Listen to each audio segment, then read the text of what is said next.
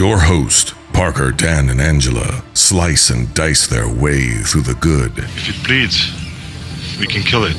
The bad. You brought the devil! That's the devil inside everyone. And the ugly movies you love. And you can't piss on hospitality. I won't allow it!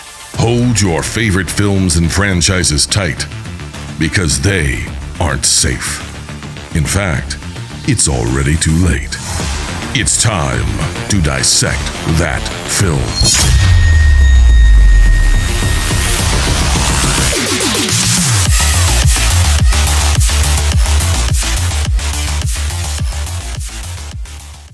What's going on, everybody? Welcome back to the Dissect That Film Podcast, a podcast that dissects the good, the bad, and the ugly of cinema. I am your host, Brett Parker. Joining me, as always, is my wonderful co-hosts, Dan and Angela of DNA Gaming. Hello. I'm over here about to get run over by Dan's car. It's out of control. Hold my schmeckus. Hang on. We are in week 2 of our Movies with Wheels month, and today we are talking about 1990's Days of Thunder. Hold on a minute. Don't you think we ought to talk? What, about how I'm going to run? Sure. About how you managed to live as long as you have. Think you can drive? Oh, he can drive. He can drive beyond the limits of the tires, the engine, the car, anything else. There's nothing I can't do with a race car. Well, that's the difference between you and me. There's only so much I can do. You want me to work the pit and you drive? You run good? Thank you. We'll see how you do in a crowd. I was desperate to get your attention. Well, you got it. I've walked into a jungle. Come up here and do it. I'll take you to a race. Really, I can't. I'm a doctor. I'm cool. Think your driving can improve? I'll take your word for what a car can do, but I'm not taking anybody's word for what I can do. I don't want you to hold a bad opinion of Cole. I believe it scares him. He needs reassurance from you that he's okay. And after all, How could you ignore me like that? I wasn't ignoring you. you're his doctor.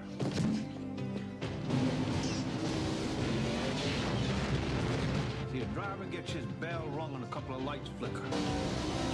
And loses what he needs more than his eyesight, more than his reflexes, more than anything in the world. I've raced with my legs broke, heart bruised, eyes popping out of my head like they're on springs. He loses his need. The need to drive right out there on the ragged edge. He doesn't believe you can drive anymore. How long before you find out if you're really good? You just want to race again. Oh, you're really lucky. You get back in that car and you'll die.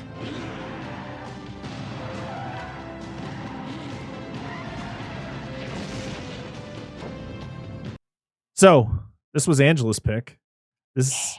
We are back in the TonyScott, TomCruise team up.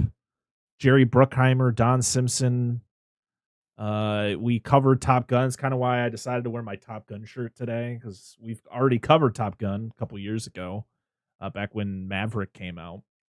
So it was interesting when Angela decided to pick this movie, because I don't know if I've ever seen this one. Like, after watching this movie, I went, I don't know if I've ever seen it. You mean we watched a movie that only I have seen? Oh my goodness. Wow. True facts. Well, Angela, since you're the only one and you picked this movie, what is your history with Days of Thunder? Yeah, come on, expert.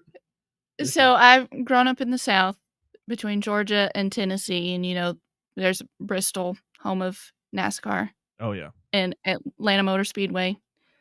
That was always right down the road from us. So I grew up watching NASCAR, and I don't think I watched this until I was probably a teenager. But I've watched it several times, and I mean, it's just Top Gun with cars. Oh, that's 100% what it is. There's no way around it. That is 100% what this movie is. Yeah. As I stated earlier, it's Tony Scott back directing. He did direct Top Gun. He did Beverly Hills Cop 2. I mean, Tony Scott did a lot of great movies until his passing. I think it was like 2015. This was a weird. This was according to a video that our good friend Darren Lundberg sent us on Twitter/X. This was the movie that killed the 1980s, like kind of the 1980s aesthetic of like the.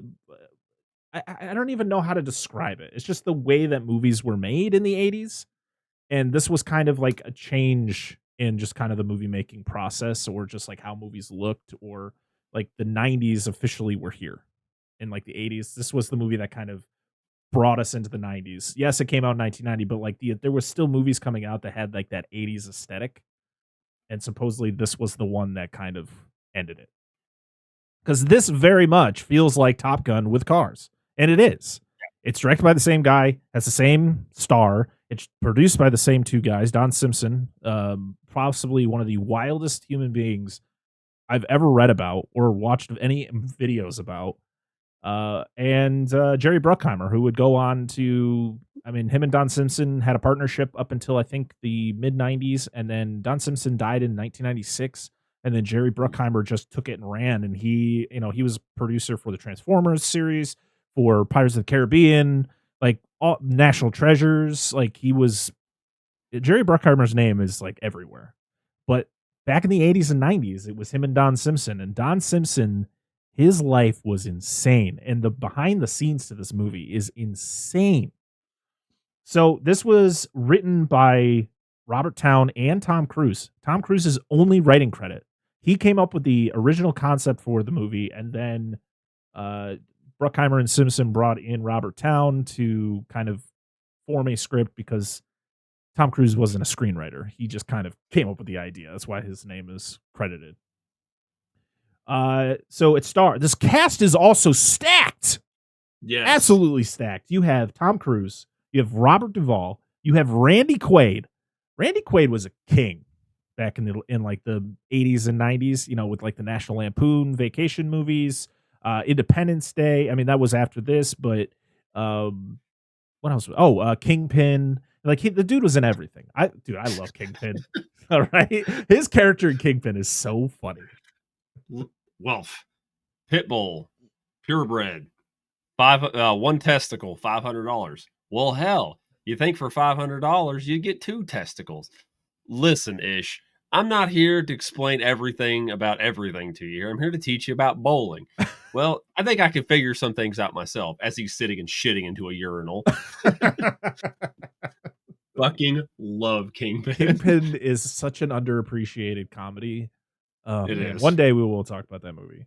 We must. Nicole Kidman. And this was also where she met Tom Cruise. And they got together, got married, had a kid, and were together for like a decade.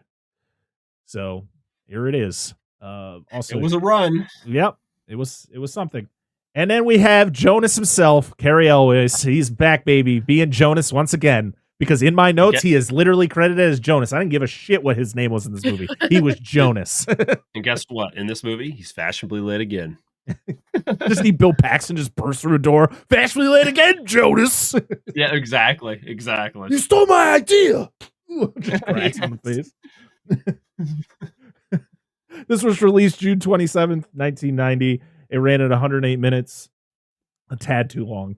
I had a budget of $60 million, but I also looked at, when I watched that video that Darren showed me. Let me make sure I credit the people behind it.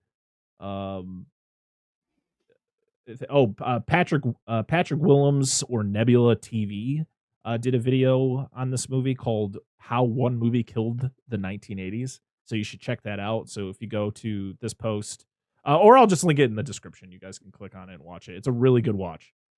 But it started off at like $40 million, and then by the end, it ballooned up to $70 million. And some of the reasons why this movie's budget was so high is just out of control. So Top Gun's budget was $19 million. That movie was about fighter jets doing crazy shit. There was some crazy effects work in that movie. There was actual jets flying around. Like, you would imagine how the budget would be, right? This was a movie about race cars. This movie had a triple the budget of Top Gun that only came out like 4 years before. Well, Don Simpson was a man who wanted what he wanted. And $1 million of the budget was just for cocaine. Oh, well. Well, you got to They prioritize. hired assistants just to deal with the cocaine. Oh, my gosh. Well, it was truly a product of its time. Absolutely. So he also like had this whole setup where it was like neon signs that said Days of Thunder and extravagant parties. He would hire people to go down to like the local beaches because this was filmed in Daytona and like around like those areas of Florida. So they would like hire people to go down to the beaches and find like very attractive women and bring them up to these parties. So they were probably having to pay these people. I wonder what they Wild. called what the credit was for that. Were they called powder wranglers? Something like that. I don't know. Oh god, it's absolutely insane. This was a project that TonyScott pretty much came out and was like, I did not have any control over this movie. There was pretty much 4 directors when it came to this movie, just based on like what people who worked on the film were experiencing, between TonyScott trying to be the director. But this was also a movie where Don Simpson and Jerry Bruckheimer were very much trying to influence a lot of what was going on. And so there was a lot of butting heads. TomCruise was also trying to get a lot of input in there because he was a writer of the film. This movie is batshit crazy. Like, this movie is batshit crazy on the screen, but just I think this is another like behind the scenes better than the actual movie itself. I think so. Fair. Yeah. I'm about to watch that video now. The music was done by Hans Zimmer, which is pretty cool. This was like early. I mean, Hans Zimmer was doing stuff in like the mid 80s, but he wasn't as well known as he is now. And you could definitely tell this was early Hans Zimmer because Hans Zimmer's a lot of his scores aren't like orchestras. Like he was somebody who like invented like electrical music, like this weird way of doing electronic music. I'm trying to fucking speak here. And pretty much was making these really crazy sounds. So like if you listen to the score, it's very much like it's not instruments. It's all these other things going on. And to be honest, I love it. There's a cool documentary on Netflix right now about Hans Zimmer and his career that you should check out.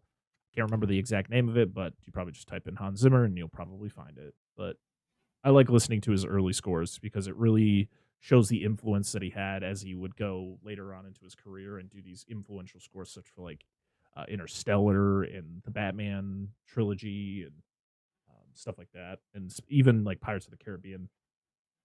But this movie made $157.9 million at the box office, so it's made it, had a decent draw.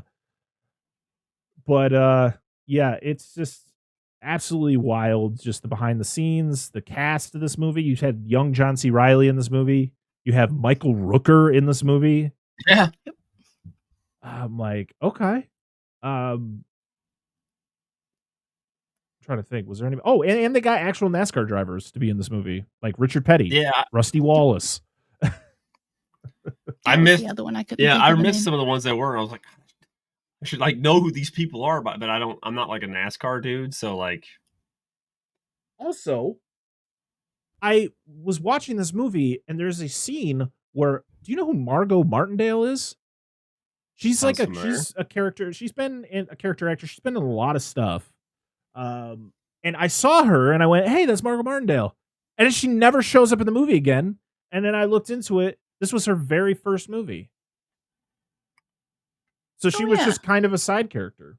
She was technically like a timekeeper for Harry in the pits. So she's the lady who's like sitting on like the higher chair in the beginning of the movie. Yeah. So Don Simpson was also in this movie as one of the drivers. He was Aldo Andretti.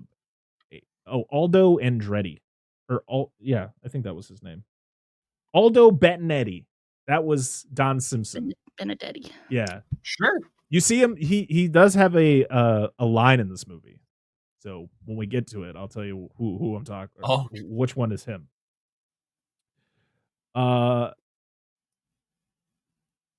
Other than that, yeah, the craziest thing is even with all the craziness that was going on behind the scenes,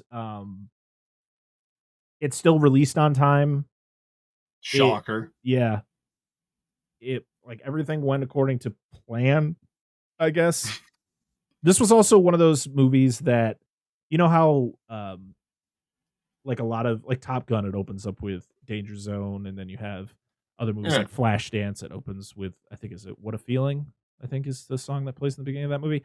But like a lot of these 80s movies that were done by Bruckheimer and Simpson, they would have like a song play at the beginning of the movie, and usually it would become like the number one song of that year. This movie didn't do that. This movie came out with Hans Zimmer's score, and I don't even know, like, to be honest, there was no song in this movie that I was like, oh yeah, it's that song. There was one, and I don't even remember what it was. Exactly, because It it's was a like song, but oh, I know that. It's like blink and you miss it. And Yeah, pretty much. Yeah. That's what I thought. I was like, this just doesn't have the catchy tunes like some of these other movies of this type do. So if you guys are ready, I'm ready to get into this plot, because I think that was enough of the behind the scenes, unless you got something else, Dan. Just that I know nobody else will be able to see it, but on StreamYard, your name is one vowel away from spelling Buick. Oh, I was. Which I don't remember. I don't think Crap. Buick did a lot of NASCAR racing because it's not No. what Buick does. But I just wanted to. And I should preface this, but I said that to people earlier in the episode. I'm not a NASCAR guy. Like, it doesn't interest me, but I have family members that like it. So if you're expecting like Dan should know that, no. This is a movie where this was old school NASCAR. And to be honest, I don't even think NASCAR was ever like this to the extent that it was. I guess we could talk about like some of the other movies that this movie influenced. So the craziest thing is John C. Reilly was in this movie, and Talladega Nights, The Ballad of Ricky Bobby, was literally a parody of this movie. Like, it has almost the same feel to it. You have Ricky Bobby crashing, being like the best of his sport. He crashes, and then he's got to kind of build himself back up. And John C. Reilly is in the movie as his like friend turned rival, which I thought was hilarious. Wow. Cars, very much influenced by Days of Thunder. It's pretty much the same. Almost the same. Speed plot. is key. I just love all the TikToks where it's like, oh my god, did you see that lightning bolt? And then somebody just goes, ka-chow. Yes. Yes. Oh, those are good. Well, there was. We'll talk about when we get into it, but there's some.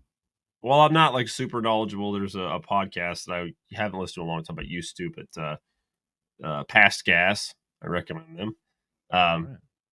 It's about cars. It's not about farts, just so you know. It's a really great podcast. It's currently the number one automotive podcast in the world. I'm going to plug them because I like them. No affiliation, but they have a really good. Their show covers a lot of various automotive related topics, and they've covered NASCAR a lot, and specifically the life of Bucky Knudsen, which was a NASCAR driver, I think, in the 50s, 60s, and 70s. Dude was wild as fucking shit. You would not believe the life this man led, and did NASCAR and cheated the fuck out of everything. Because he says if you cheat right, you don't get caught. Some shit like that. It's fantastic. So there is some dynamic I will know a little bit about, maybe, but when we get to it. All right. Well, are we ready to hop into this plot? Yes. All right. Well, it's time to dissect that film. Woo! It's time to put the hammer down. This movie starts at Daytona International Speedway. It is the Daytona 500. I don't know why I didn't put the extra zero. I must have said Daytona 50. No, it's the Daytona 500. And at first, it's one of those montages where it's showing you the setup of the race, and then the race just kind of starts. And then Richard Petty is the first one to crash. I'm like, not the legendary Richard Petty. What are we doing? Right away. Dude, I like how center field, like nobody points out like where all the fucking Winnebagos and shit go. Oh yeah, I love that. I love the setup with those. I've heard some interesting stuff. We watched again. It's gonna be car stuff. YouTube channel. Junkyard Diggs. Every year he goes to a big race in Iowa, and he buys an abandoned piece of shit camper, gets it running, and drives it with a bunch of dudes to one of those, and just all this shit they do, just blitz for days. It's fucking wonderful. Anyway, go ahead. That's so good. They talk about how a driver died at the 500 the year prior, driving straight into a wall at like 195 miles an hour. I was like, God damn. Yeah, Ricky Bobby. Yeah, it was. Yeah, it was Ricky Bobby. We are then on a farm with a former crew chief / car builder. What? What are you shaking your head I have at? complaints. I have complaints. All right. One huge one. This movie was released in 1990, so it was filmed in 89, I'm assuming, correct? Probably, yeah. In his front yard, in the fucking weeds, and I know this guy's a race car builder, but it is a fucking mid-80s Pontiac Grand Prix Aero Coupe, which is a limited production vehicle that would not just be sitting in the weeds in front of this man's house. It was 5 years old at the most. Maybe something happened to it. That is my gripe. Carry on. I feel like we're gonna have more gripes here, people. Maybe not. No. We meet Harry Howerson. Is it Harry Hoggs or someone? What the hell is this guy's last name? Harry Hogg. Wait, Vay. He is trying to be recruited by Tim, a race car owner, played by Randy Quaid, and I love how that, like, for one, he's trying to have a conversation with this man while he's driving a very big tractor. There's no way they're hearing each other talk. Okay, that tractor is loud. All right, I've been around those tractors. They're not quiet. It's not like you're having a normal conversation. Yeah, they were kind of yelling, but no way. It wasn't. And then he stopped, and you're like, okay, this is when you have the conversation, not the last 5 minutes. But he's like, Harry, I need you to come back. I need you to build me a car. And he's like, no, I can't. He's like, I know why you left. You left because you were going to get investigated because of the crash that killed. I think what was the race car driver's name? Did they say at this point? I can't remember. Was it Buddy or Bobby or something? Buddy. I think it was Buddy. Yeah, because it's Buck. It's Buck's dad. We find out John C. Reilly's character, which was kind of just thrown in there. They never kind of play into that. It's like, oh yeah, that's Buck. That's Buddy's son. You're like, oh, okay. Yeah, I felt that deserved more of a payoff. Yeah, it was kind of weird. But yeah, he pretty much is like, yeah, you left because you were going to get investigated about the crash. But we can kind of dance around that whole thing. If you come back, build a car, I'll get a driver. And at first he's like, no, but then he kind of gets persuaded and he comes back. So they're at the racetrack. They're at Daytona, and they're talking about the driver. He's not there yet. And like, where is he from? Oh, he's from California. He's not a Yankee. There's this whole conversation. Is he a Yankee? Well, no, because he's from California. So he's really not much. He's not anything. I was like, oh, okay. He's a West Coaster. He's from the West Coast. He's not a Yankee. Yankee's from northern state. Even if it's northern by latitude, it's not a northern state. Yeah. It had nothing to do with the Civil War anyways. I learned it. No, that's how I learned it. Like, it's damn Yankees. I'm still called a Yankee by some people. So lived here for 14 years now. Almost 16 years. This is when we meet Rowdy Burns, played by Michael Rooker. Yeah. I've come here to kick ass and chew bubblegum, and I'm all out of bubblegum. So, yeah, we meet Rowdy Burns. He is the best driver in NASCAR right now. He's doing laps around. He's like doing them really fast. So he comes in. Everybody's like, yeah, you're the best, Rowdy. Woo! And he's a dick because they're always the best is always a dick. He is. He gets out. That guy. He's Iceman. This is our Iceman, guys. This is our Iceman of Days of Thunder. He gets out, and pretty much, everybody's praising him. And then that's when Tom Cruise just comes out of the fog. Where the fuck does fog come from? Oh, no, it wasn't fog. It was just the smoke probably from the cars or something. Like somebody's burning tires. But it wasn't just him. Yeah, it was just him. It was just him. Just comes out like, okay. He comes out, and the way that he comes off is just so weird. He like gets off his bike. He's like super nonchalant. He like throws his bag on the car. And I'm waiting for Rooker to just come over and be like, get your fucking bag off my car. I know. Like, dude, what fucking nerve do you have just to set your shit on this man's hood? Well, also, they didn't tell him that he was going to be the one. He was going to be driving his car. So he was, again, like, oh, okay. I guess that's happening. Thanks, guys. So you get the whole thing where he goes back. This is very similar to a lot of other movies that came out before it, where it's like You have the old grizzled crew chief or like mentor figure. You have the young buck who is got a big ego. They kind of bash heads. You have Robert Duvall pretty much like, he's not a driver. He doesn't know what he's doing. I don't want him in that car, blah, blah, blah. And Tom Cruise is like, I can drive it. I can drive it. And then everybody's like, well, if you don't want me to drive it, I won't. And then they let him drive it. And he does pretty well. And after this is where we get the line, I'm dropping the hammer, as he's gonna make the car go faster. I'm like, all right. No, you ain't. Just fucking puts to the wood. Whop. Oh, God. And this is where we see little John C. Reilly for the first time. I was like, oh my God, he's such a baby in this movie. So little. Hello, baby John. The man, I mean, listen, to be honest, he doesn't age. Like he looks older, of course, but there was, I mean, what, Talladega Nights came out like 14 years after this, and he was still looking pretty young. So he has gone 31, I'm guessing, seconds flat doing a lap.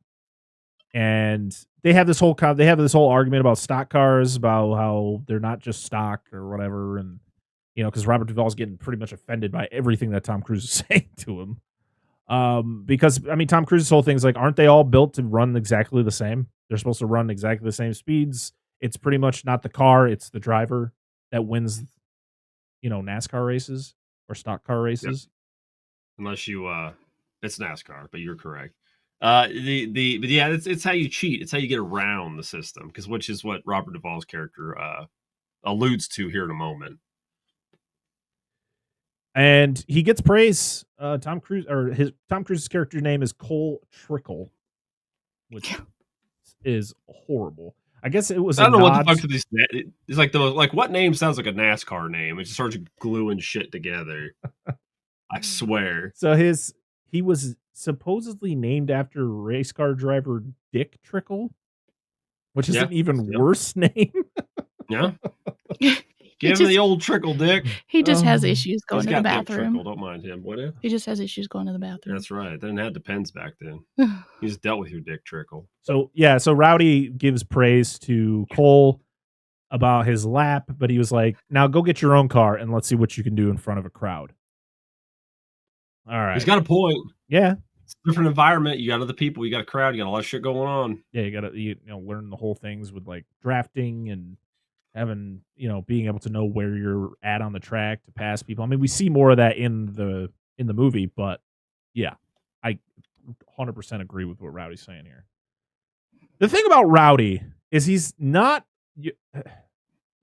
like a horrible person. He's just, he's got that ego trip because he's really good at what he does. He just wears his own ass as a hat. Yeah, and he's also, I think he's also an old school. He's old school. Like, yeah, you the things he says later on in the movie, you're like, yeah, this is just a guy who is set in his ways. He's old school. He's got a one-track mind of what he needs to do, and he's got a family to support. Yeah, we get our first montage of the movie, which is a car building montage. Actually, I think this is the only montage of the movie, which is fine because, to be honest, you only need one or two at most before you're just like, fucking Jesus with these montages. Yeah, and give us some good fucking music while you're doing it, please. It's a score, okay? It was just Hans Zimmer's score, okay? We weren't getting any... I know, but you expect everybody is working both. Is that what you wanted? Sure, that's fine. Or I don't know if I was going to reference some other song that's unaffiliated, but see, this is where he's talking about Robert Duvall's character. He's talking about, well, I'm going to build you a car that's, the fuel line holds an extra gallon of fuel, so you're going to run a longer fuel line, so you technically have more fuel in your tank than the other competitors. Or I'm going to use this, which his wordage was weird. The extra, essentially, the oil pan was going to add some kind of downforce to the vehicle, which is like, it's going to give you 30 or 40 more horse. It's not going to give you 30 or 40 more horse.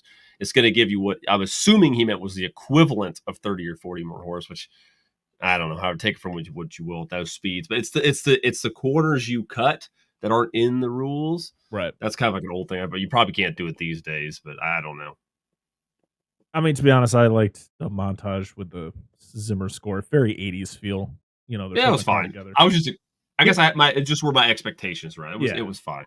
He also talks to the cars by himself when Harry's alone with it. He'll talk to it. Like, he pretty much says what he's going to be doing to it and all that. Don't worry, baby. I'll be gentle. Don't worry, I'm going to make that tailpipe nice and big. That's right. Like, whoa. There's some dick trickle coming out of the exhaust pipe here. Oh, no. But he finishes the car. And now we are on to our kind of, I wouldn't say montage, but we then go through like 4 or 5 races. So you have the first one, which is in Phoenix, where this was Cole's first race, where he experiences the ruthlessness of Buck as he's like bumping him a lot, and he's confused of like, he's hitting me a lot, and he's like, yeah, that's kind of how it works. That's rubbing. That's racing. Yeah. The funniest thing about watching this movie and like knowing NASCAR, like my dad's a big NASCAR fan, and so usually during NASCAR season he always has the race on. So like getting to see like modern racing, and I've been watching NASCAR probably since I was a kid. I even watched the Daytona 500 where Dale Earnhart lost his life. Just something I will never forget. I watched. That was probably one of the last ones I watched. So you kind of know to a degree like how NASCAR racing is. And so it's so funny to watch this movie and you see it's like no one else is a competitor in this movie. It's always Cole or Rowdy, and then later on it's fucking Jonas / Russ, whatever the hell his name was. Wheeler? Yeah, like these were the old, like, to be honest, if you could just be like, these are the only people on the racetrack because everyone else is just pointless. They're just there to be crash victims. Like, what? Yep. They're just bodies, man. That's all they are. But like, the field. If you think about it in reality, when there's like all this bumping and like grinding against the wall and all that, and like there's cars passing you because that you hit the wall, you slow down. That's how a car works. So the fact that there's sustaining top speed or whatever to keep ahead of all the other racers as like Tom Cruise is grinding against the wall. No, that's not how it works. Not to count the debris that would hit the field that they would eventually what is it? Yellow flag, caution. Yeah, usually. Black flag. I can't remember yellow flag it because it would be like debris. If it's debris on the track, I think it's a black flag because that's where they stop the cars. Yeah. That's right. See, you know more than me about it, so we're then in Bristol, Tennessee. How far is Bristol from you guys? About 2 hours. Yeah, about 100 miles, give or take. We have a Bristol, Connecticut, which is not far from me. That's where ESPN is. I'm sorry. No, it's literally we just hop over 81 and you just take 81 straight to hit Bristol. Yep. Not far. So yeah, at this race, this is where you get a lot of the wall riding and grinding and all that, and he's just very confused. Oh, and he crashes. It's like an overly aggressive strip club. Yeah. This is where he crashes for the first time here. Then we are in Dover, which is where he crashes into the pits. Oh, dude, he eats shit. I'm like, bro, that man's hurting after that crash, dude. He goes, he drives straight into it. And to be honest, a bunch of those pit guys are getting hurt too. There's no way that wasn't more serious. Yep. Are we in Darlington next? Because how many times are we in Darlington? I don't even remember, dude. Okay, I just remember Dover. Okay, maybe it was Dover. No, I just talked about Dover. Darlington, I think we're in Darlington in this next race. This is where, while he's racing, Harry and the crew are eating ice cream, and it's pissing him off, and he's like, "You're doing what?" And so he gets so pissed off that he just drives into the pits, hops out of his car, and then they start trying to fight Harry. And it turns into this whole thing where Tim, the race car owner, he brings them all in, and he's like, "Listen, you guys got to figure your shit out because we need to get a sponsor. If we don't get a sponsor by the end of the season, or it's like if we don't get a sponsor within the next like 4 races, he's pretty much like shit out of luck. Yeah, like, we're fucked. Yeah. So they come to blows, and then they meet up later at a bar. Well, actually, Harry meets him at a bar, and that's when Cole admits that he doesn't know anything about cars. Like, he doesn't know the verbiage of, like, going high, going low, all like the different, verbiage that a crew chief would talk to you about during a race. And Harry, and the funniest thing is like Harry is like, all right, well, I'll teach you then, which is like a normal response to this thing. Where it's like, well, why didn't you fucking tell me before? It's more of a pride thing. Yeah, absolutely. And he's like, this whole angle was used in another automotive theme show. Fucking can't remember his name for the life of me, but it's the main character, Fujiwara from Initial D, because he's the same way. He knows how to drive, but he doesn't know dick and fuck about cars. He's just a natural driver. You just put him in, the guy can do it.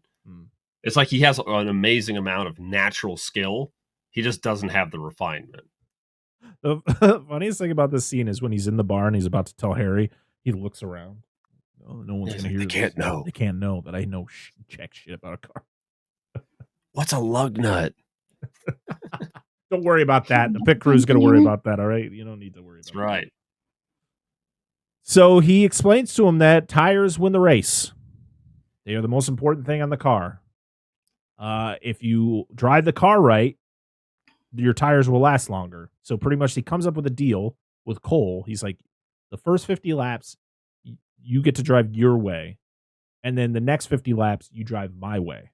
And then by the end, you could see like the differences in the tire. Like Cole's was like all torn to shit and Harry's was still intact. So it showed that like Harry's way of racing was the better way. Shocker. I think we're back in Darlington again. I don't know. There's just so many goddamn tracks that I think they popped up. I might have missed it again, but I think this is the moment they're in Darlington. Just wait till we get to the DLC tracks later. Yeah, an extra $4.99 for those fuckers. Yeah, fucking Cocoa Valley and what is it? Damn it, Cheap Island, Mario Kart, baby. Best racing game ever. Rainbow Road. Oh no! Now you got like 4 Rainbow Roads in the newest one. Son of a bitch. Yeah. There's still no bumpers. People just fall off the side. NASCAR drivers falling off, dying left and right. Blackatoo's making a mint, lifting them up. I really wish they would include that in Mario Kart. Just like a flame just comes up. Just looks like you don't see the explosion. You just see a fireball just come up. Yeah, that works for me. Oh, so at the next race, Rowdy has the pole at 30 seconds. And they're running at 31. I'm like, it's fine if you don't start the race in first. You do realize these races go for like 300 laps. And these people are like, oh my God, we might be in third at the start. Like, oh, no. Because pretty much in these movies, they are only like 10 laps. It's fine. I know. That's all you ever see. And I love that the relationship between Cole and Harry have just completely changed. Like, they're just like best friends now. It's like, car's perfect, Harry. They made out of the vehicle. It's fine. That's a image connected out of my head. This is after Harry connected with the vehicle. He always lets the car finish first, then he does. How do you know when the car finishes? What's like the noise it makes?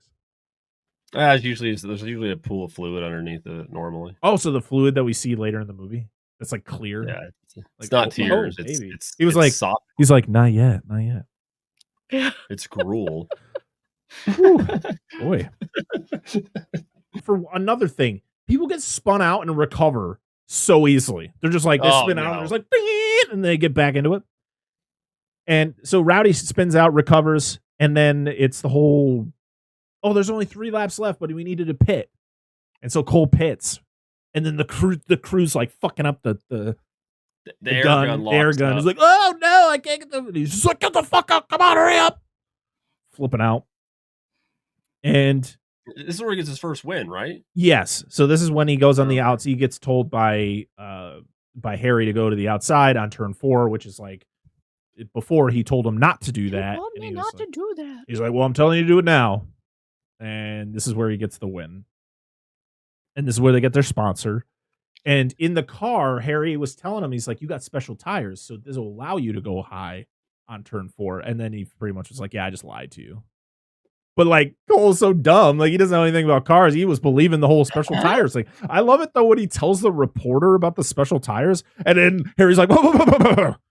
No special tires were used. Please don't investigate me for using non-regulated tires. It's Yep. just a joke. Just to give him his fucking nerve. Oh man.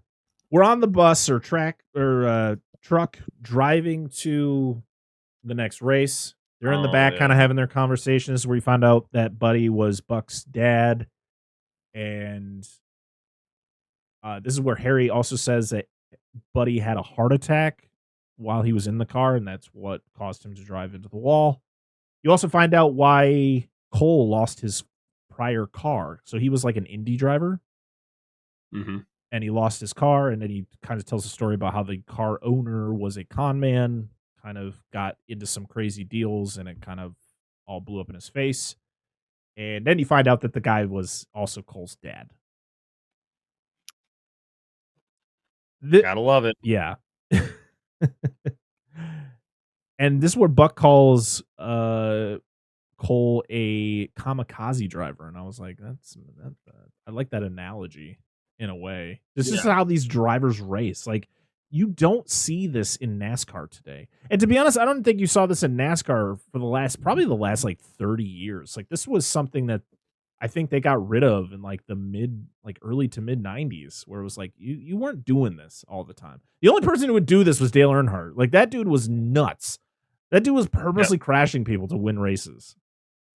I mean, he purposely crashed somebody to help his son win a race, the Daytona 500, which ultimately led to his death. 100% believe it. So they get pulled over, and you're like, I'm very confused. Are you not allowed to drink in a truck that you're not driving?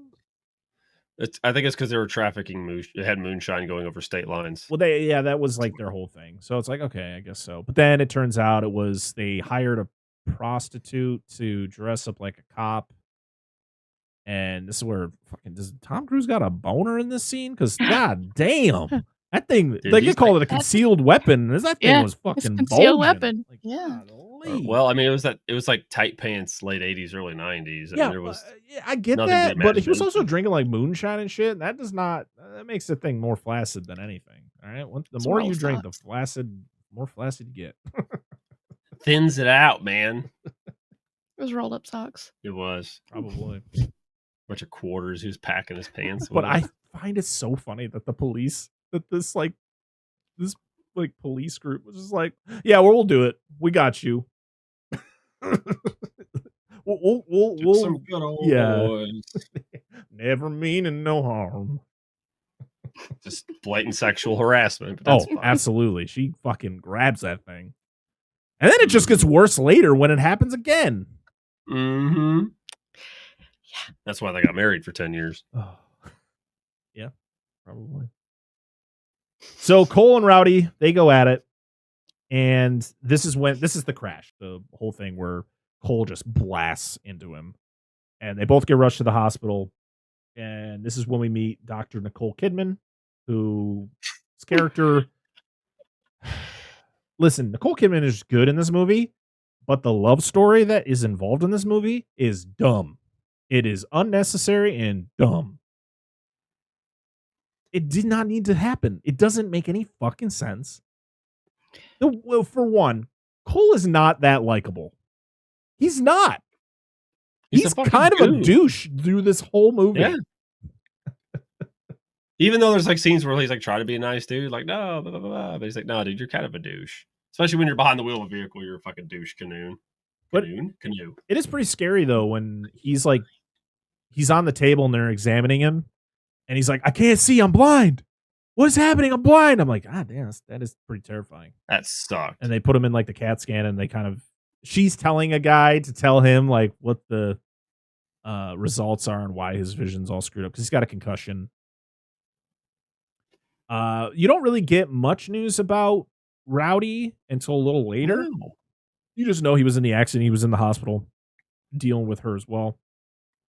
But this is where we get the uncomfortable scene where you find out Harry was with Cole throughout the night, and then he goes to get the rest of the crew to, talk to him or whatever.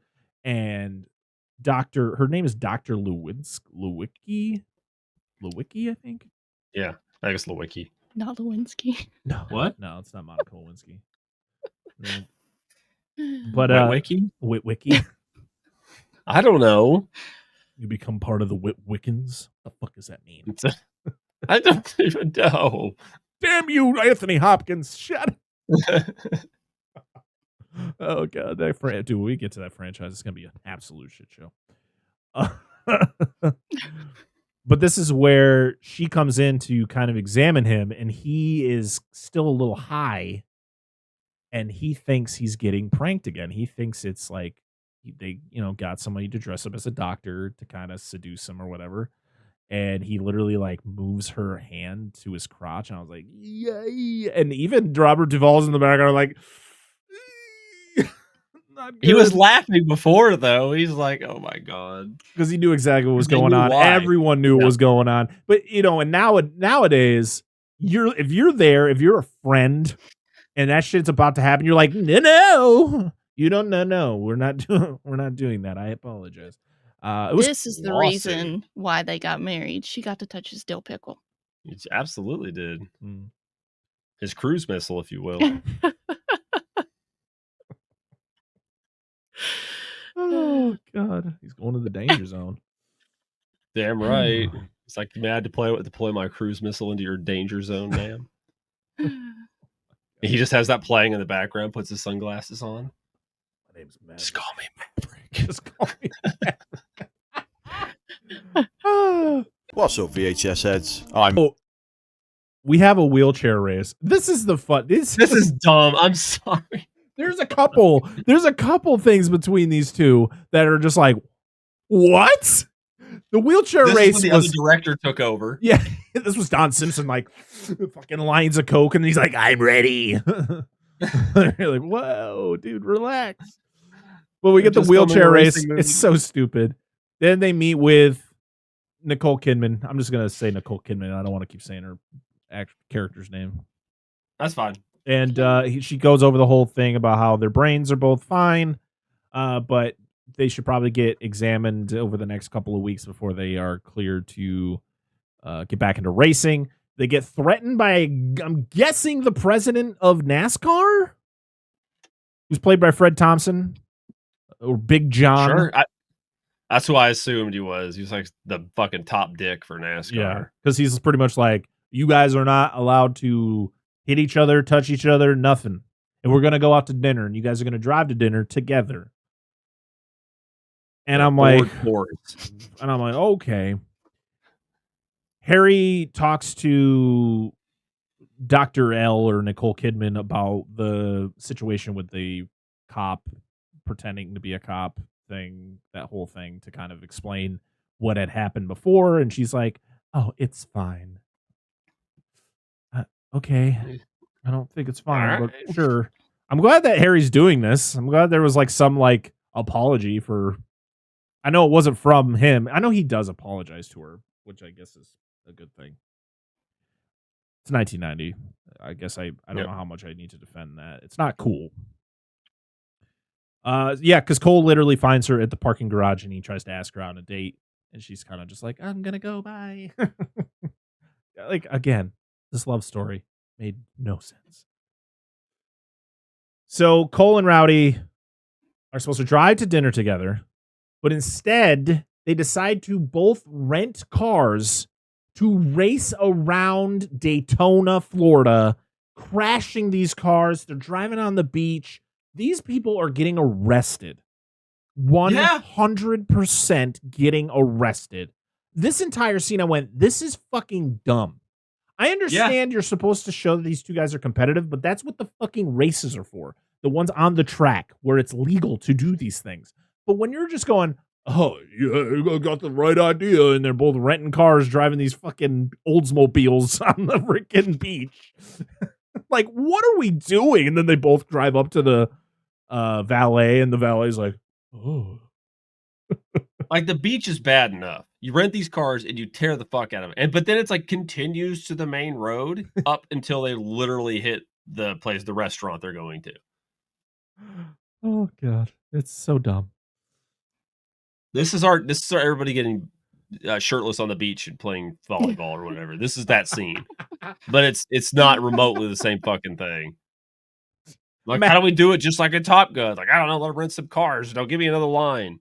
Oh God, it was like, what are we doing here? Like, this doesn't like pump me up. It really didn't. It made me laugh because it was just so out of place. I understand you're supposed to show the competitiveness of these guys, but it didn't make sense. Like, see who's gonna win the race, and then by the end they're like, I think we were both even, right? Yeah, I say so. And you're like, close to call. Too close to call. And you're like, okay. Then they go in there and they're like, oh, you're late. And he's like, oh, sorry, car trouble. Oh, what was the car trouble? Radiator. Like, oh, yeah, God. it was their bonding moment. Yeah, it was kind of dumb. Yeah, it was. This is where we get the start of the unnecessary love story between Nicole Kidman and Cole. It's just so dumb. It's so dumb. This is also where we're introduced to Carrie Ellis's character. Oh yeah, because he's the backup driver for. Yeah, he starts off at the backup driver, and then you kind of get this weird thing where it's like he's introducing himself to Cole, and Cole's on the phone talking to her because now he has an obsession with her, and it's like out of place, all of it. Yep. Yeah, and like, what's the point of him being there? Like, he's literally on the phone. Let him finish talking on the phone, and he'll talk to you. Oh, well, like, is this supposed to? Yeah, you have that, and then you had the one scene where he's on the phone, and the guy's just trying to get a fucking cup of coffee.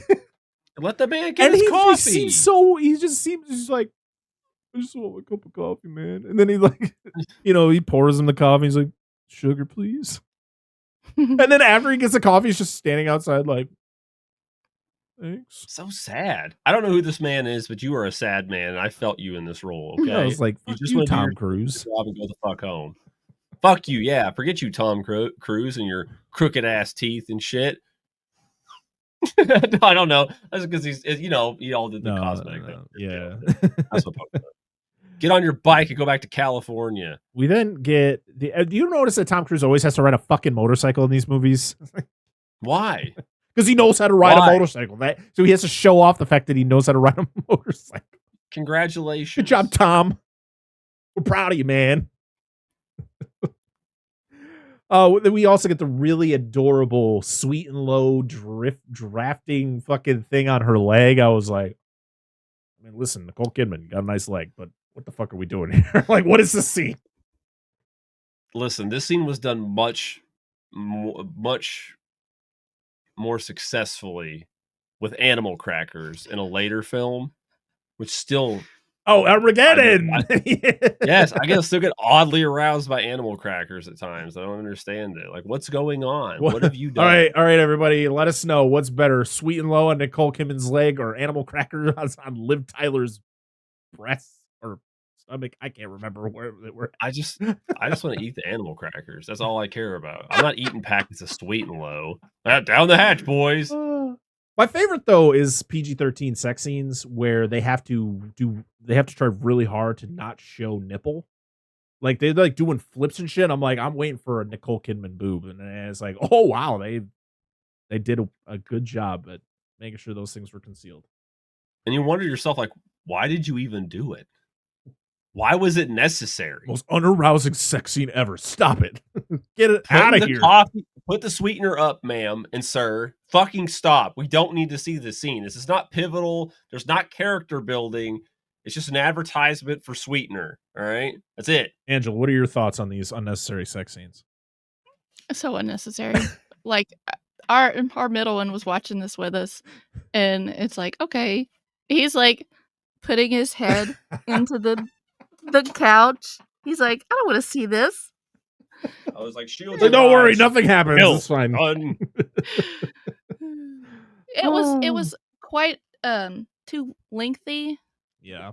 Of a scene. No payoff. There's no reason. It's not like it's a shitty slasher movie that just like titties is like a marquee thing. It just doesn't need to be there at all. Especially when it's a love story that's just so unnecessary. And I feel like we've said unnecessary about 500 times already in the last like 5 minutes, but it's so true. Listen, and I said it before, Nicole Kidman is actually good in this movie. She puts out a good performance, but the fact that they put her in a love story with Tom Cruise kind of diminished her character because he's just not that guy to me, at least. I don't know. Dumb. It is, and I had an epiphany moment just sitting here listening to you talk, taking in our wonderful background you have set for us, and all I'm seeing is like Cruise. You can't. And I'm like, what? Continue watching the movie? Look away? What can't I do, Tom? I'm like Cruise? wondering what the hell you're talking about. That I've forgotten the background we got going on. No, here. it's great. And I'm like, it just hit me while you were talking about it. I was like, why can't I, Tom Cruise? Because I don't know how to ride a because it motorcycle? opens June 27th at a theater near you. You son of a bitch. I'll be busy June 27th. Anyway, go ahead. So they're now with Rowdy and his wife. I guess they're best friends now. They're riding on his boat. They're showing him like land. Best friends? Yeah, pretty much. That's literally, yeah. The shake and bake, you know? So he shows him like, oh yeah, we're going to build a house up there, blah, blah, blah. So his wife was played by Carolyn Williams, who was in Texas Chainsaw Massacre 2. She played Stretch. She was also in... Oh, the radio host. Yeah. Yeah. She was also in Stepfather 2. Oh. I, to be honest, went through the whole movie not knowing that was her. I saw her in like three. Was she in like two scenes? It was this one, and then later on when he shows up to his house. Yes. Did not recognize her. But Rowdy's not feeling so well. He like kind of like passes out on the boat, or he's like getting seasick. She's like, "You've never been seasick in your life," and so you're like, "Oh, something's really wrong with Rowdy." So this is when we meet fucking Jonas the douche McGee, as he is going to be Cole's backup driver. You know, he kind of gets the cold shoulder from Cole because he's on the phone, and so that's when you get your villain arc here. This is why fucking Jonas is going to be such a douchebag for the rest of the movie. If you don't know who we're talking about, I'm talking about Cary Elwes' character. His name in the movie is Russ Wheeler, but he will always be Jonas Taylor from Twister. Yep. So he's always Jonas.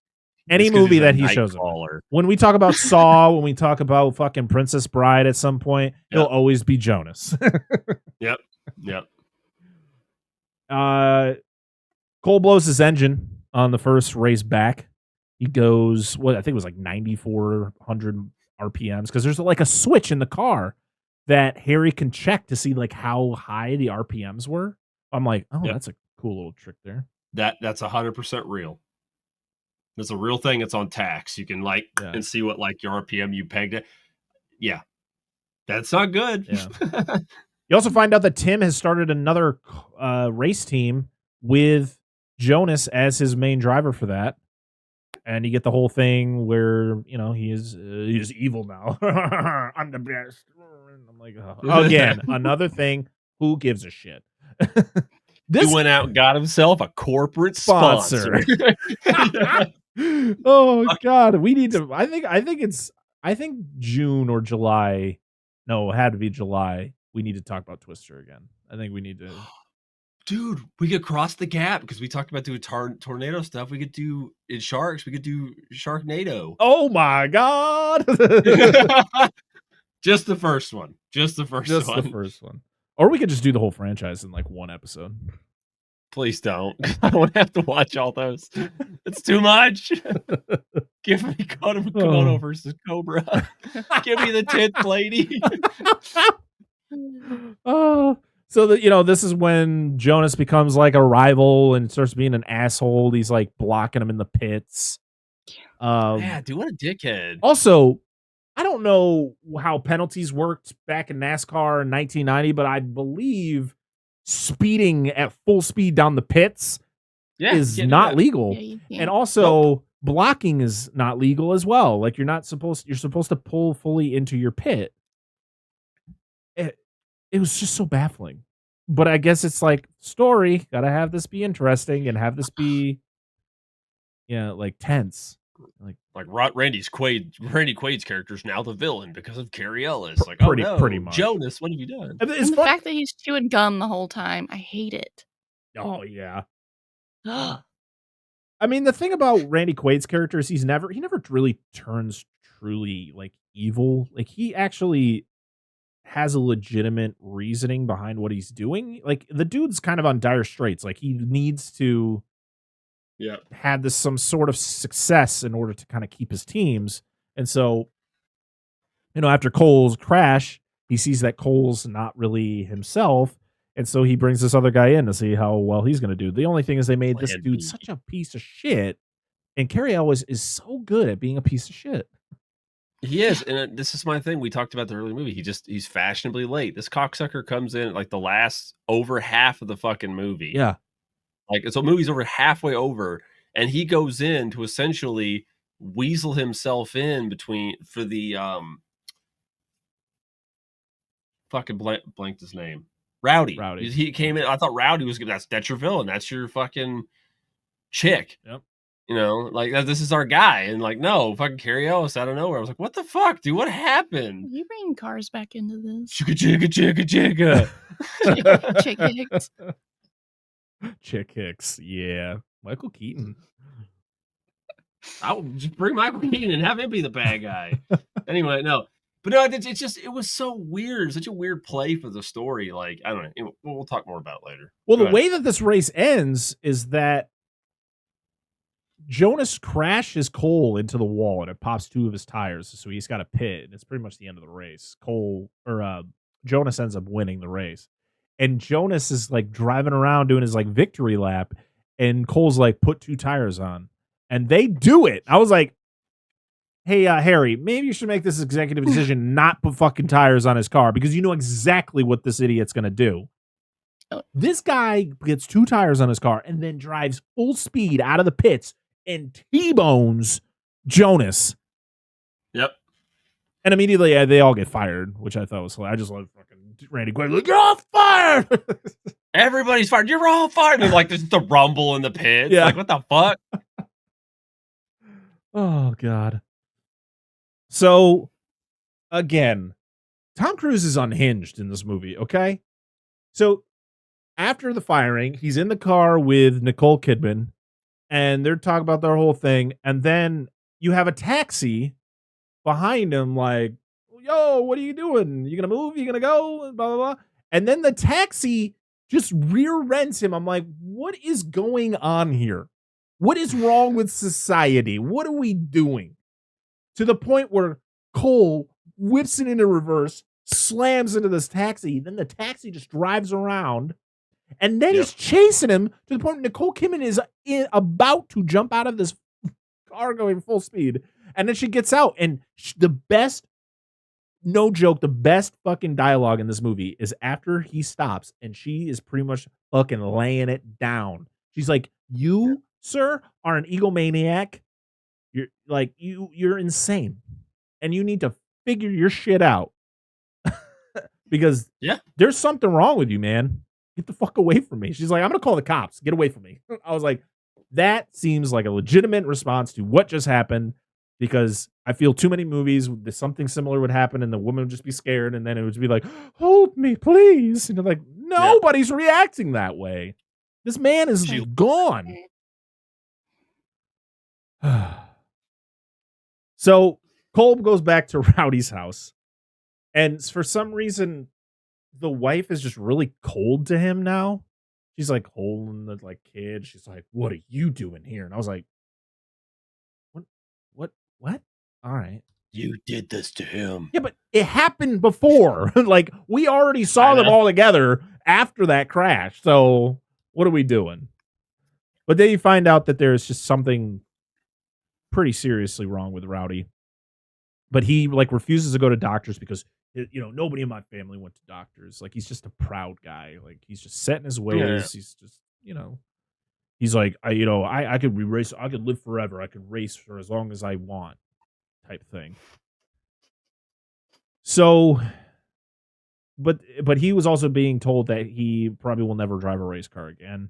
He's got like some sort of like brain bleeding going on, where like one of the blood vessels ruptured, and is, you know, they got to do some operation to like drill a hole in his head to release all that fluid. And he pretty much asks Cole, like, should I do it? And he's like, yeah. And then he pretty much is like, well, okay. in order for me to keep my sponsor, somebody's got to drive my car. So you're going to drive my car. And he's like, okay, I guess I'm doing that. And he's like scared, like, oh, I don't want to. I don't know if I He's can like, do it. I'm scared. I'm so scared. You'll do it. You'll do it because it's normal. He's like, you son of a bitch. I'm Mary Poppins, y'all. Like, Yeah, yes. Oh my God. I don't know how many times I thought of that line. Mr. Spinning. Oh man, I cannot wait till we do Mallrats. Gives him the old stink palm with the, I got some chocolate covered pretzels. They're a little melty, but damn are they exquisite. I love it. Oh God, Michael Rooker is terrifying, but he probably is a really cool dude. He seems it. So Harry tells Cole the actual story behind Buddy's death. Cole pretty much goes to see Harry because he's asking Harry to help him with the race, because he tells him that he's gonna be racing in Rowdy's car and he wants his help. He pretty much is like, fuck that, I'm not going back out there, I'm good, whatever. And that's when Cole kind of like grills him. He's like, Buddy never had a heart attack, did he? And at first Harry's kind of keeping to the original story, but then he's like, no, pretty much Buddy was just a nut. Like there was just something wrong with him. Like there was just things going through his head. Like there was some sort of mental illness going on with him, causing him to make the decisions that he made. And pretty much, I guess he just drove straight into the wall. Like he just kind of did it on purpose. Because he was talking about the fact that he had originally he had a heart attack, and then it was another one where he like passed out or something because of like the fumes or something.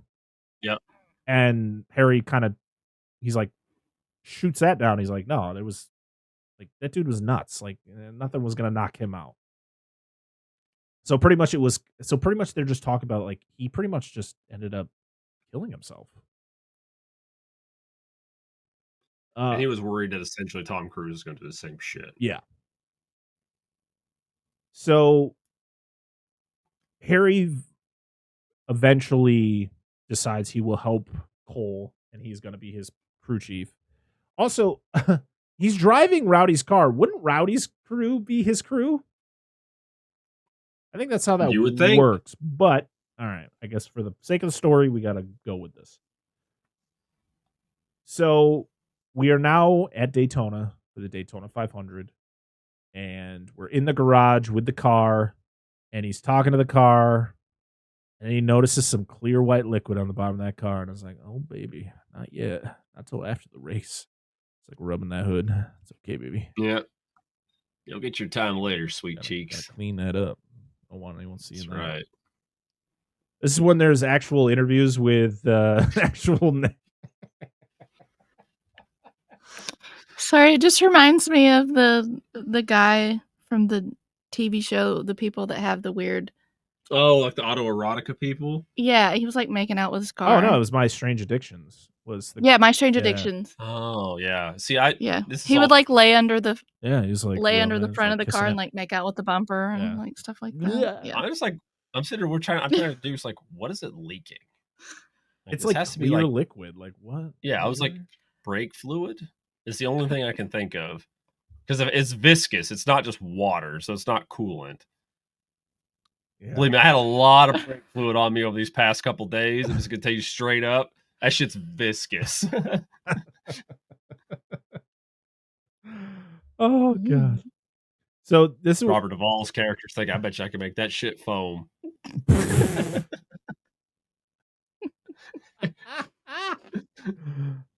This is when they get the new liveries. We should talk about this. This is important because this is where he gets the mellow yellow livery on his car. Yep. He gets the mellow yellow, and I had one of those as a kid, and I told my wife it was the Hardee's is where I went and got these as a kid. You could go to the Hardee's restaurant, and you could get them in your Happy Meal or whatever they gave you at Hardee's, the Hardy Har meal. And I had the Hardee's car, and I had the mellow yellow. So you had Jonas's car and this car? Because Jonas drove the Hardee's car. He did, that cocksucker. Yeah, son of a bitch. I know. I'm surprised Ridley wasn't excited. Was he out there for that ending?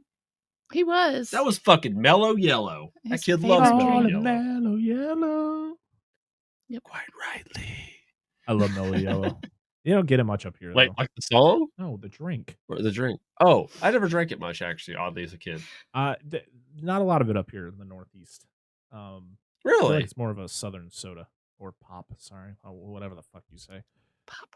I don't even Well, know. we Do they say still pop. make it Mellow Yellow? Yeah, they still make Okay. Mellow Yellow. I don't know. Mellow if Yellow's- I don't know if I've seen it.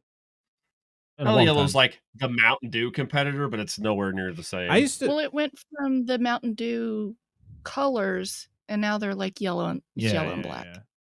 Mm. I used to get a lot of that, like when I would go on vacations down to Florida. Like I'd get that. I get like There you go. Volt or Jolt or what was it? Volt? I think it was Volt. Volt, Ed Yeah. Volt, yep. Oh, Ed Volt and Jolt. Oh my god, Volt. Ed both. I used to drink that like it was water. Oh my lord. I sent a bottle of Jolt because they still make it. I sent a bottle of Jolt to my friend in the UK because he wanted it because that's what Nedry drinks in Jurassic Park. Yes, he does. He does. Yeah, I sent him a bottle of it. So, weird fact. Fun fact. So, this is when we get interviews with actual race car drivers. What's happening? I just give my wife a hard time. I'm so confused. I'm like, He's like, I'm looking. are you waving at I'm somebody? looking What's like, happening? Oh, you know what? Hold on. Before we go any further, we need to do something Oh. he did because we're talking about Robert Duvall fucking an exhaust manifold. It's not really. I it's a don't muffler. actually think we actually said that's what he was doing to the car.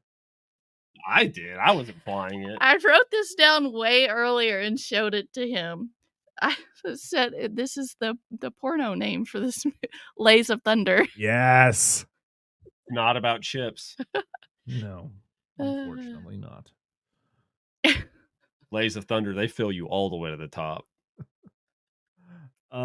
So we're getting interviews with No air actual in their bags. No air in those bags. with actual race car drivers, and one of them is Don Simpson. He is Aldo Bentinetti. He's like the guy who he's the guy who literally goes, yeah, I respect everything he does, but hopefully I'll be able to beat him this weekend. That's that guy. Oh, He's like a okay. He's like a tan, really tan guy with like thick black hair, kind of shorter guy. Kind of looks like a Andretti. Has some cocaine on his face. Yeah, he just got under his nose. Do you think they had a cocaine room? 100%, no fucking doubt. We call it. There's like the powder room, but then there's like in parentheses the powder room. No, it's what's in there. It's the powder room where it's all in like caps. Oh, this guy goes in like, what's in there? Like turns around, it's loaded. He's just got bags in his hand. It's loaded. It's not little bags. It's like huge, like 30-pound rice bags is full of it. It's like wrapped like a sausage. Like, what the hell is that? I do love that Jonas's interview is like just him was like he's just a danger to everybody, to himself and everybody else, and I was like, shut the fuck up, Jonas, you son of a bitch. Yep. So we get more blah blah bullshit, fucking love story garbage I don't care about, and then Harry explains to Cole that they had to switch engines. Because there was some sort of leak with the other one, so they were able to get a different one. And then you find out that Tim was the one who provided it. So Cole, at the start of the race, most of the race, he's not doing great. He's like pretty much in last place. He's just lagging behind. It's kind of like he's just kind of scared. Because it's kind of like he hasn't really finished a race since he's been back. So he's not feeling himself. This is when we kind of get a scene that's kind of remnant to the crash scene earlier, but he is able to avoid the accident. He goes high, all the cars are low, so he doesn't crash into anybody. Well, we should mention that Robert Duvall's character says earlier, once Tom Cruise wakes up from his anesthesia and stuff, and that the odds of what happened to him are like that never happens. Yeah. Like it was so a statistical outlier. It was like it's never really happened before. It was just like a 1 in a million thing. Right. So I thought it was worth mentioning. So this one, Cole takes the lead. There's like 20 laps left in the race, but Jonas ends up crashing him. He spins out, but he's able to recover. Also, there was a whole thing where while he was in first, the pedal was stuck to the floor. Yeah, throttle stuck. So when he got crashed, it dislodged it, and so he's pretty much back to normal again. Yeah, his shift linkage got bound up though. That's what they had to fix in the pits. Yeah. Because he was like lost a gear or two. They said just give me the high gears. Yep. And so pretty much it was the whole like tense moment. It's like you got to beat the pace car. If you don't beat the pace car, you're gonna be a lap down, and it pretty much the race is over because there's only like 8 laps left. And he just makes it out. And this is where you kind of get the final showdown between him and Jonas. They're kind of hitting each other back and forth. He's taking the high road, but then it's the whole thing where Jonas knows that he always goes high, and it's the whole switcheroo where he goes high, and then he kind of goes around him and goes low, and he went low, and then he's able to finish the race and win. And yay, Cole won. Yay. That's how these movies usually end, where our lead character has his trials and tribulations and then gets that win against the douchebag while being a douchebag himself. Good for you, Cole. But we get a funny scene where he's celebrating with Nicole Kidman, and he's like, "Where's Harry?" He's like, "Oh, he's over there." He's like, just sitting there in the pits. He's like, like sad boy. And he runs over to him. He's like, Harry, we did it. I'll race you, or I'll carry you. I'll carry you over there. Can you walk, or I'll carry you to victory lane? He's like, better. I'll race you to victory lane. And then we get this goofy like as they're running, and then there's a freeze frame at the end. I'm just like, their faces are all fucking weird, dude. You know what the best part about this ending is? What? We have this whole huge thing of like this like building moment, quote unquote, where he's like, "I'm gonna race for you, Rowdy," and we get no payoff. Oh yeah. No, we never. We don't get a payoff with Rowdy. We don't know what happened with Rowdy. We also nothing happens with that investigation thing with Harry. Nothing happens with that. Also, like Buck I love John C. Reilly, and to be honest, his character. I mean, he wasn't like a one and done character. Like he's in the movie throughout. But the fact that you introduced Buck as Buddy's son, it goes nowhere. Literally goes nowhere. There's no emotional like connection or anything. It's weird, but whatever. I heard some of this movie was just written on the fly, by the way. I don't know if you saw that. Oh, probably. I wouldn't be surprised. It's like some days, like it was Jurassic Park 3. Like some days they were literally writing scenes as they were filming them. I wouldn't be surprised with just how crazy the making of was. This Robert Towne though is a Oscar-winning screenwriter, so that was why Don Simpson and Jerry Bruckheimer brought him in. That makes sense. It is pretty funny when I saw Tom Cruise's name next to Story by. I was like, "Oh, what?" Yeah. We should have 2 cars, and they should vroom vroom. Story by Tom Cruise. Like, let me work on that, Tom. Boy, that's a title right there. I got a name. It's called Danger Zone. I'm like, I don't think we can use that name, Tom. The name's already taken for the things. How about Iceman and Maverick? No, dude. No, Tom, no. Stop, please. Just go be an actor, okay? I'll write the script. But that's it. Fine, I'll go work on my other script idea. Eyes Wide Shut. You do that, Tom. And Stanley Kubrick's over in the corner like, I know. I wrote that shit. I know. Then he dies. Anyway, go ahead, sorry. So yeah, that is Days of Thunder from 1990. So let's go around and talk about our final thoughts after watching the movie and going through the entire plot. Angela, start us off. I still love this movie. I don't know how many times I've seen it. I still love it. I don't care how crazy it is. All right, short and sweet. I love it. It was enjoyable. It has a lot of flaws. I think the beginning of the movie is better than the second half of the film.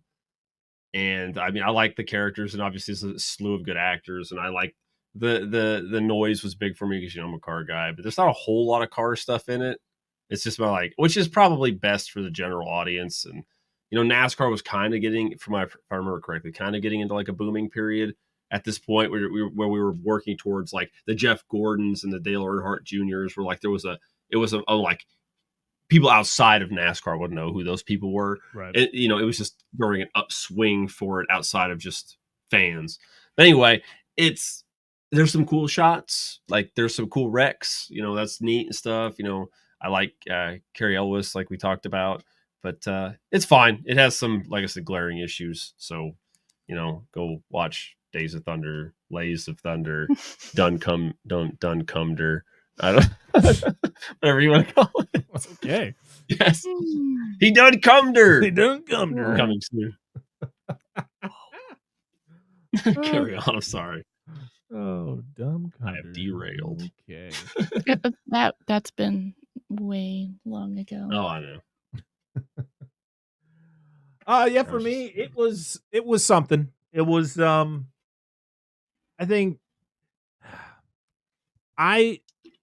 in my head as I'm watching this movie, because of the fact that we got a legacy sequel for Top Gun and it turned out to be so much better for me than the original Top Gun, and I'm thinking, could they make a legacy sequel for Days of Thunder? I think they could, but I think NASCAR has changed so drastically that I don't think it could be as interesting as this, because you can't do anything that this movie depicts unless you were to bring in Tom Cruise's character and it's like, oh, we got to teach this young gun how to race like our way, but also follow the rules of NASCAR. Like, I would be intrigued if they came out and said we're going to do a legacy sequel for Days of Thunder. I would be on board for that. I'd just be kind of skeptical on the story, because this, I think, definitely needs some kind of refreshing, and it 100% feels like an 80s movie. I mean, it was 1990, so it was pretty much the 80s, but 100%. This is a Tony Scott movie. This is a Tom Cruise movie. It just feels so similar to Top Gun. It's unbelievable. The fact nowhere near as good. Yeah, and I'm not even like the biggest fan of Top Gun. Like I love Top Gun Maverick. Top Gun is like, it's fine. It's cool. Yeah. It looks cool, and some of the performances are memorable, but for me in this, it's like, I love Robert Duvall. I think he's the best part of this movie. Tom Cruise kind of sucks. Not like sucks like as an actor, but like I don't like this character.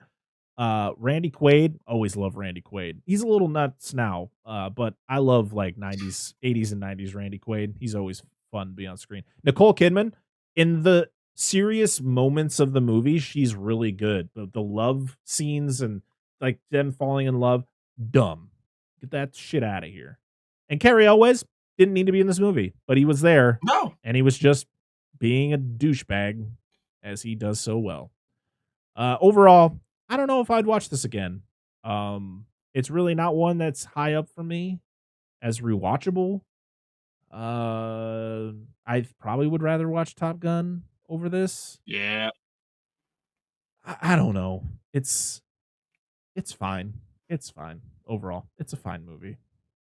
I don't hate it. Just leave. I'm just kidding. I'm just kidding. No, it's not. No, I thought it was a fine show. It was okay.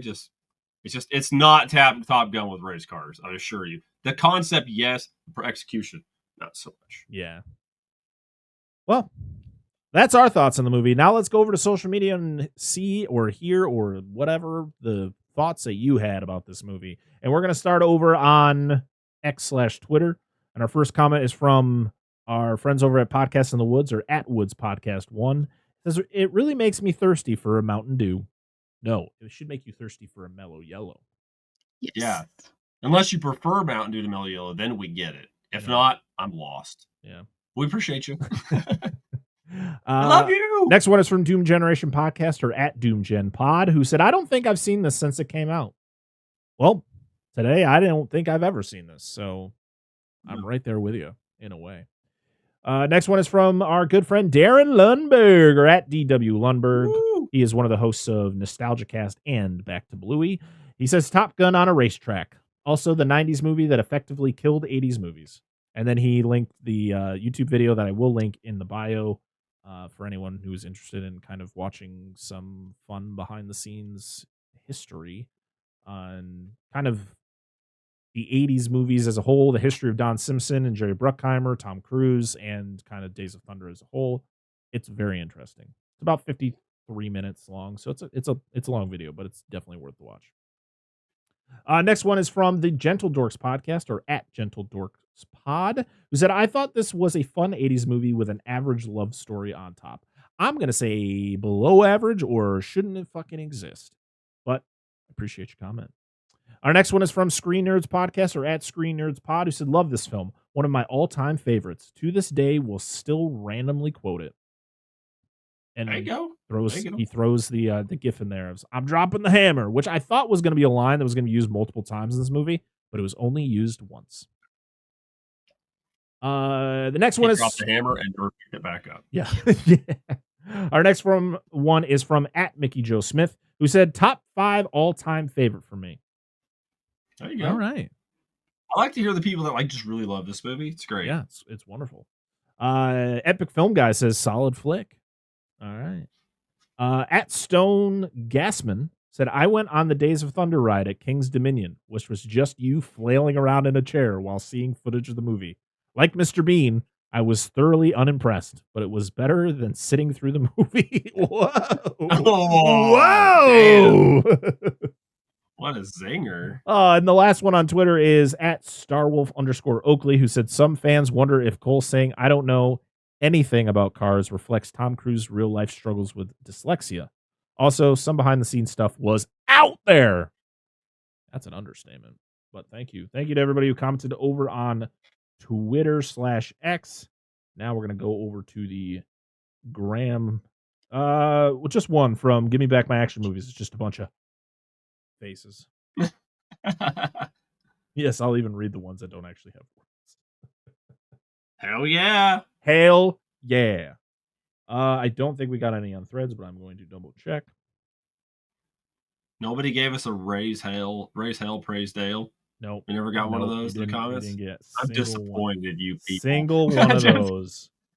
Yeah, that is it for our comments. Thank you, everybody, for leaving your comments on social media. You make sure to follow us at Dissect That Film on all the social medias out there. We're on Facebook, Instagram, TikTok, Twitter/X, all at Dissect That Film. So make sure to follow us all over there so you can participate in these thought posts, pretty much leaving your opinions on the movies that we're covering. I got to find the movie that we're covering next week. Whip it out, big boy. Next week is my pick for Movies with Wheels Month, and I have chose the 1986 cocaine-filled production film directed by the by the master of horror himself, Stephen King. We're talking about Maximum Overdrive. I am so excited to cover this movie. Some of our friends in the podcasting world have done episodes on this movie. I know the Quad Pro Quo podcast covered this movie, and it was a really fun episode to listen to. So I'm very excited for us to dive into this movie. Yes, 2 movies in a row for movies with Wheels Month, where we're talking about a movie that is loaded with cocaine. Well, in all fairness, my movie had that is true. Filled with hair. So we're just all the drugs, all the powders, all the noses. Oh my god, so good. So yeah, that is going to be a fun one. Maximum. I actually haven't even opened this Blu-ray yet. I got this beautiful Vestron Video edition Blu-ray with an awesome cover on it. But this movie is wild, and I cannot wait to talk about it. So yeah, that will be our next episode of the podcast. And then the episode after that will be a Patreon pick where all of us pick a movie, and then our wonderful patrons get to pick which one we're going to be doing. So if you want to be a part of that, if you want to join in on the polls for our end of month episodes, make sure to go over to patreon.com/dissectthatfilm. Join the $1 tier. It supports us financially so we can help pay for the programs that we use to do the podcast. It's a fun little way to get a little bit extra. It's not necessary, but if you want to be a part of like those polls, if you want some outtakes, if you just want that little bit of extra, help us out a little bit extra, go over there to patreon.com/dissect that film. It's really cool. We also have a $5 tier, which we have a Patreon exclusive show called The Monster Zone, where once a month we spin a wheel and we talk about a monster movie. And it's hosted by my wonderful co-hosts, Dan and Angela. It's a fun show, and we would love if you joined us. But if you can't, that is perfectly okay. We love everybody who listens to this show. We appreciate all the support that you show us. Make sure to leave us a 5-star rating on Spotify, on Apple Podcasts, on Good Pods, on any of the podcast apps where you can leave us a 5-star rating. Please do so. I think currently we are sitting at like 28 reviews on Spotify as of the recording. So by the time this episode comes out, we might be over it. We hope so. And then I think we're at 19 over on Apple Podcasts, and there's a lot of Apple Podcast listeners to the podcast. So if you listen to us on Apple Podcasts and you haven't left us a rating, a 5-star rating, please do so. We appreciate your support. We appreciate that little extra. Doesn't cost you anything. It's free. So just hit that little 5-star. We appreciate you very much.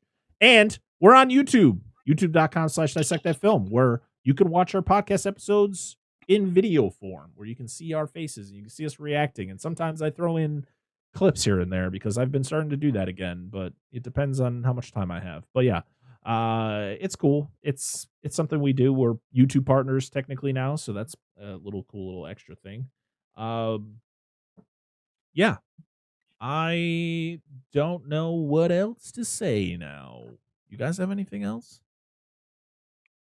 Nah, not for when these are. Nope, nothing. I think it's relevant at the time these come out. So. All right. Well, all the links to all the things I just said will be down in the description as always. Thank you all for the support for the show. We appreciate you all, and thank you so much for listening and sharing and all that fun stuff. But until next time, I am Brett Parker. That is Dan and Angela of DNA Gaming. We are Dissect That Film, and this has been another episode of the Dissect That Film podcast. We'll see you all again next time. Bye-bye. Bye. All right.